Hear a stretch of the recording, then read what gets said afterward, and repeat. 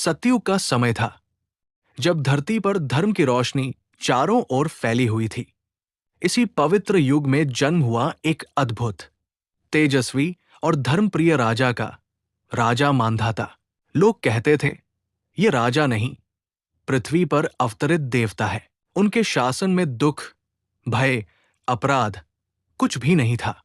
सब कुछ इतना पूर्ण था कि धीरे धीरे राजा के मन में अहंकार आने लगा। एक दिन मन में विचार आया, अगर मैं पृथ्वी का इतना महान राजा हूं, तो क्यों न तीनों लोकों का स्वामी बन जाऊं।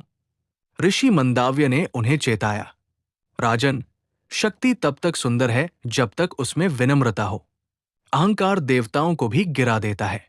लेकिन मांधाता के मन में ये बात नहीं उतरी। वे राज्य छोड़कर जंगलों में घोर तपस्या करने निकल पड़े। कड़क धूप, कड़ाके की ठंड, बारिश, पर वे अडिग बैठे रहे, सिर्फ एक लक्ष्य के साथ। उनकी तपस्या इतनी प्रचंड थी कि देवलोक तक कंपा उठा। इंद्र भयभीत हो गए, अगर मांधाता सफल हो गए तो स्वर्ग पर संकट आ जाएगा।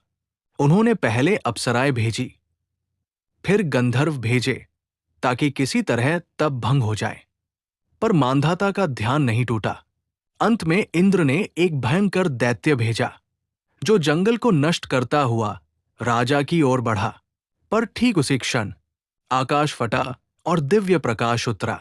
उसी प्रकाश से प्रकट हुए स्वयं भगवान विष्णु।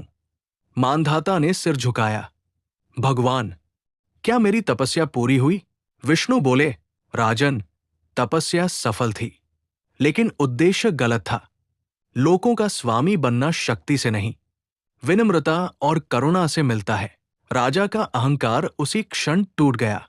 उन्होंने में कहा, प्रभु, मुझे वो दीजिए जो मुझे योग्य बनाता है। विष्णु ने वरदान दिया, मांधाता, तुम तीनों लोकों के स्वामी नहीं बनोगे, पर राजाओं में सदैव सर्वोच्च कहलाओगे। कथा का सार, तब से शक्ति मिलती है, पर भगवान केवल विनम्र हृदय को ही मिलते हैं।